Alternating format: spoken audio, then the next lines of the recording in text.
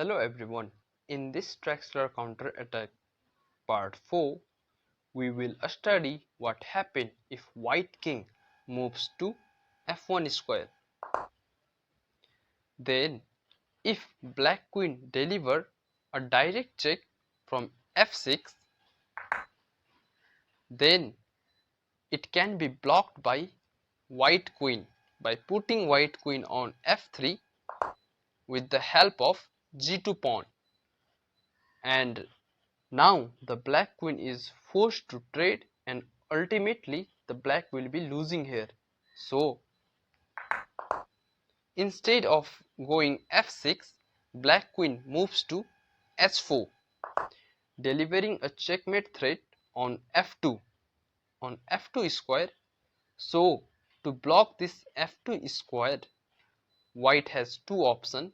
Option 1, block with the pawn. Option 2, support with the queen. Let's talk about option 1, block with the pawn. If white plays g3, blocking with this pawn, then queen to f6 check. Now this time white queen cannot block this check because g2 pawn is pushed to g3. Now the white king has to move. If white king moves to g1 or e1, this leads to checkmate in 1 by putting black queen on f2. It's a checkmate. And if white king to e2, black queen to f2 check, white king has one square, that is d3. Black knight to c5 check, white king to c3, black queen to d4. It's a checkmate. From here, if white king goes to g2, f2 check, white king has one square left, that is h3. Then black pushes pawn to d5, delivering a discover attack from c8 bishop. White king to h4, black queen to f6 check, white king to h5 check, black queen eliminate, f7 knight, white king to h4 and pawn to g5. It's a checkmate again. Let's move back.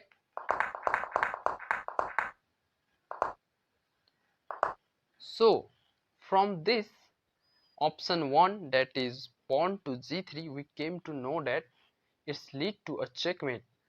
Now let's talk about option 2, supporting f2 square with the help of the white queen. Let's say white queen moves to e1, then black knight jump to g3. It's a check, and it's a very obvious nature. The white will accept this knight by the queen, trying queen exchange, but we grab c4 bishop, and if white plays blocking move by pawn or queen, no matter what they play, we just grab the knight with a check, and wherever the king moves in the next turn, we just castle and we are good in the position. Let's move back. We see that what happened if white king moves to e1. Let's talk about what if white queen moves to e2. Then we save our rook on f8, pinning the knight and also threatening to capture this knight. So let's say white plays any random move like g3, then black knight capture this g3 pawn. Now the white must have to capture this, because else if they don't capture, we're gonna capture the white queen on the next move.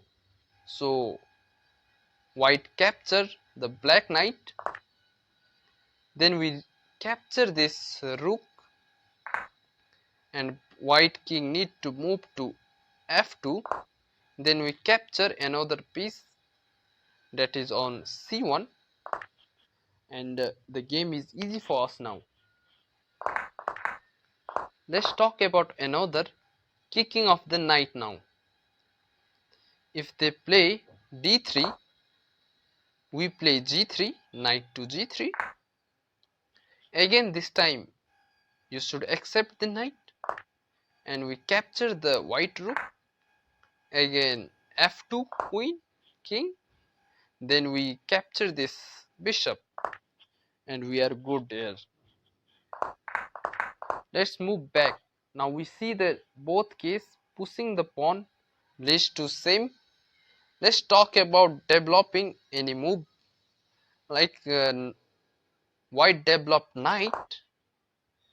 Then we start pressurizing this white knight on f7 by putting our knight on d6, and if white knight plays b5, trying to gain c7 pawn with a check and winning the rook, then we just capture this, and if white bishop capture, we capture another knight of white leading a check, and we are good in the position.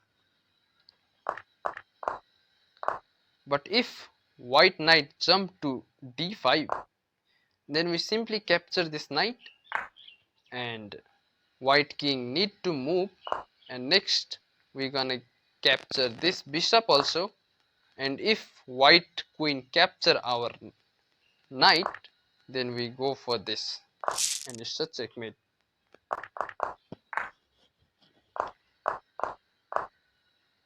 So from here we also see that no matter if they push this, or if they push this, or even if they developed knight, then we just simply pressurize it by going this way. Let's move back. Now let's move back. Let's say the white queen moves to f3 square, then knight comes to d4 square. From here white has again so many options available. Okay, now this time the white queen is attacked, and if white queen keep guarding this pawn, keep guarding f2 square like this, like e3, then we capture c2 pawn, and no matter if again they go to f3, then it's a checkmate in one. By putting our queen on e1, it's a checkmate. But if they go this time e2, keep defending f2 pawn, then our another knight jump into xn to g3, and this is a check, and you must have to capture this knight. Then our queen capture white rook. The white king has only one option left, that is f2. Now see, the white king is stalked. I mean the pawn on g2 and g3 acts like a wall. The last rank, 1th rank, is covered by the queen. The e1 and e3 square is covered by the knight.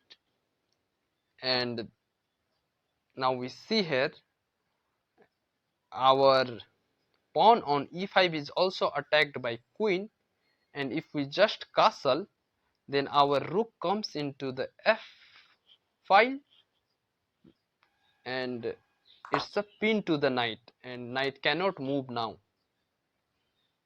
And if from this, if they play any move like developing move, let's say knight to c3 or knight to a3, don't go for capturing the rook. If you capture the rook immediately, white will have chance of playing double attack by going f3, queen to f3. And now if you play some random move like d6, then it's totally losing for you, because knight moves to h6, delivering a double check, and you must have to move the king, and it's a checkmate. That's why you should not capture this knight. That's why you should not neither capture knight nor capture rook in this case, but you should try to distract the white light bishop by going this way, b5. Now no matter if they capture with the knight or bishop or ignore this, we're gonna see what happened. Let's talk about capture first. If white bishop capture b5 pawn, then rook capture f7 knight. Now unfortunately the white queen comes to f3, because the white king has no square left to move on, and you are easily winning the game by capturing the white queen. Let's suppose capture by the knight, then we play b7, bishop to b7, targeting this g2 pawn, and g2 pawn cannot be protected. The white must have to start trade, exchanging queen. Once you exchange queen, if they grab with this bishop, then you grab knight, but if they grab queen your queen with the king, first just start kicking off the bishop, and if they save the rook first, then capture this, and on the next move you're gonna capture the white knight also. Now, if they try this way, then they are really gone, I mean, and you are good in the position. And we have seen here, capturing with the bishop, you capture the white knight. Capturing with the knight, you just play the bishop to b7. So let's talk about just ignoring this and attacking this. Now, no matter, now you can capture this rook on a1, and if they start double attack now, you play this b7 b7 move, and if they try double check, this do not work because our rook is connected now. And if they start grabbing this way, you can capture this knight, and the queen is gone. So from here you came to know how deadly everything is. So let's move back a little bit. So we conclude that from here we conclude that accepting or ignoring both lead to a deadly. There was no way. So let's move back more. So the option is not really available. Let's I was from here, and we were in this position. Now let's say, what if they start attacking your queen? Now deliver s3 check. Now queen comes in between to g2. If they don't come, then you next time we're gonna grab their queen on f3, and we will be winning. So the white queen must block this, and we provide f5 check. The white king has two options. If g1, then knight to f3 check. King has one square left, that is f1. Knight to h4 check, winning the queen. And if white king to e1, we deliver c2 check. If white king to d1, then we deliver another check.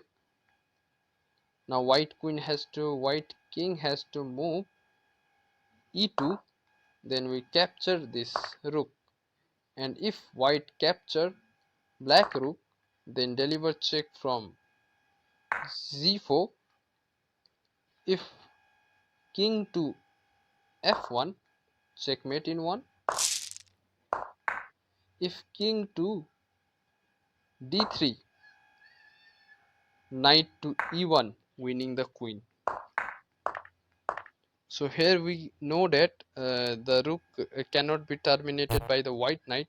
So if they capture your knight, start kicking off. Now play g4. If queen comes to f3, knight to d4, winning the queen. So white king has to move, and if you move here, we're gonna capture the c4 bishop, and also the knight will be gone. So they will try this way, like I will say d3, then we deliver d4 check. Now you have one option. If you go here, then it is lost, so you just capture the knight c2. Now we capture this c4 bishop, knight comes in between, and we capture this.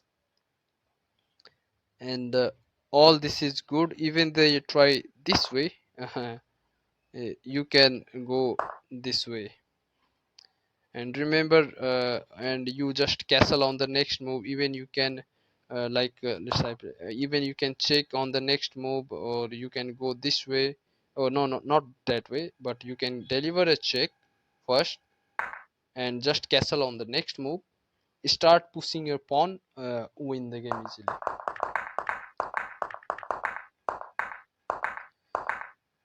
So I discussed every possible move. Hopefully the video was informative for you. Thank you.